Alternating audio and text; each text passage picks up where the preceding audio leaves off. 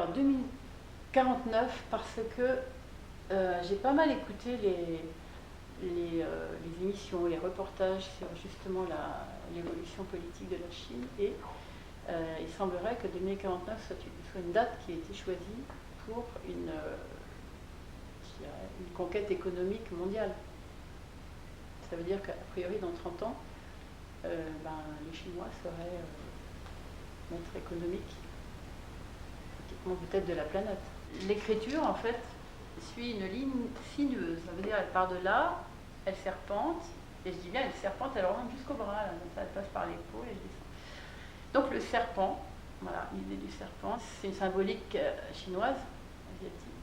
Alors pourquoi les caractères chinois? Parce que ces caractères évidemment ont un sens qui correspond un petit peu à l'idée que je me fais en tout cas des 30 prochaines années, on va dire, sur le monde, où je pense que la domination, la conquête, entre guillemets, chinoise me paraît évidente et inéluctable, avec leurs valeurs, avec leur façon de voir la vie, de voir le monde, et qui seront pour nous des nouvelles façons de concevoir la liberté, sans doute.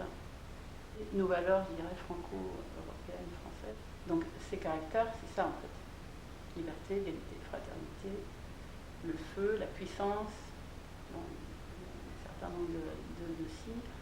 Et puis en même temps, j'ai associé des caractères cunéiformes ici.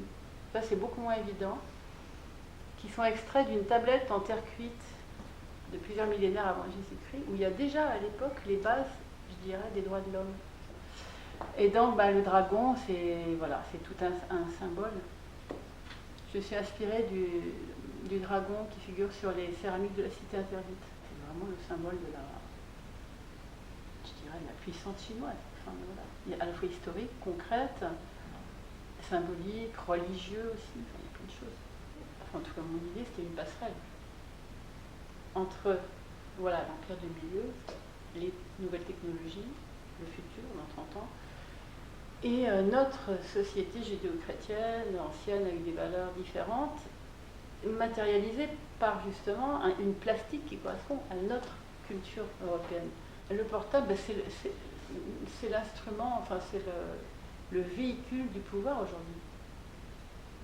Sans les réseaux, sans l'ordinateur, sans Internet, on ne peut plus faire grand-chose. Donc c'est juste symbolique de la puissance globale, en l'occurrence chinoise, puisqu'en plus sur ce type de marché, ils sont quand même en devenir les premiers. Et puis aussi symbolique de toutes les relations qu'on peut avoir entre nous. Parce que l'idée de ça, encore une fois, c'est vraiment la culture, la plastique, notre esthétique européenne qu'il faut défendre, parce que c'est ce qu'on a nous, à côté justement d'autres civilisations comme la Chine. Et c'est faire passer au travers de notre culture le message de leur puissance, parce que c'est incontestable. Moi, ce que je voudrais, clairement, c'est que ce soit un monument, donc que ce soit une grande sculpture monumentale, qui soit en extérieur, dans une ville, pas nécessairement dans un lieu de pouvoir ou dans un lieu marqué politiquement, mais dans une ville, dans un lieu où les gens passent, il y a beaucoup de gens qui tournent, que ce soit en Europe ou ailleurs, ou en Asie, ou pourquoi pas aux États-Unis, n'importe où, mais que ce soit grand. C'est une sculpture qui est faite pour être monumentale. Merci Elisabeth. Merci Marc.